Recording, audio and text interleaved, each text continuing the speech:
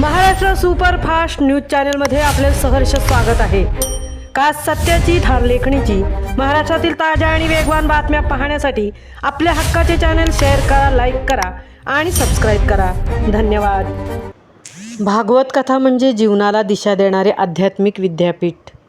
संतोष महाराज पवार। पोलादपूर येथे श्रीमद भागवत कथा ज्ञानयज्ञास उत्स्फूर्त प्रतिसाद।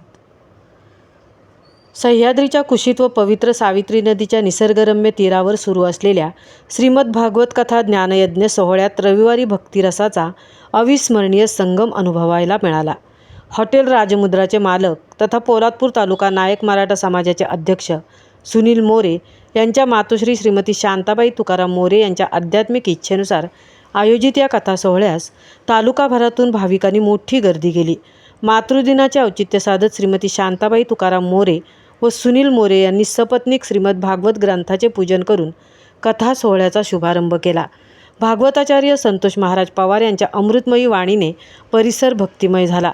कथेचे महत्त्व विशद करताना संतोष महाराज पवार म्हणाले, भागवत कथा म्हणजे केवळ धार्मिक ग्रंथाचे वाचन नसून ती मानवाला सत्य, संस्कार, भक्ती आणि वैराग्याचा मार्ग दाखवणारे आध्यात्मिक विद्यापीठ आहे। जीवनातील दुःख, मोह, मत्सर आणि अहंकार दूर करून ईश्वर भक्तीकडे नेणारा हा मार्ग आहे। रामायण जगण्याची प्रेरणा देते तर भागवत कथा जीवनाचे अंतिम सत्य समजावून सांगते।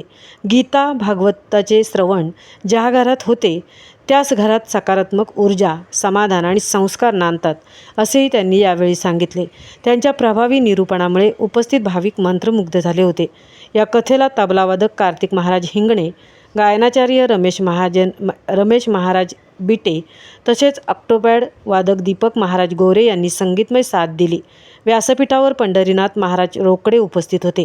दिनांक 17 मे 2026 पर्यंत चालणाऱ्या श्रीमद भागवत कथा या ज्ञानयज्ञ सोहळ्यात दररोज मोठ्या संख्येने भाविक उपस्थित राहत असून मोरे कुटुंबियांच्या वतीने महाप्रसादाची व्यवस्था करण्यात आली आहे। महाराष्ट्र सुपरफास्टसाठी प्रकाश कदमसह तृप्ती भोईर, पोलादपूर।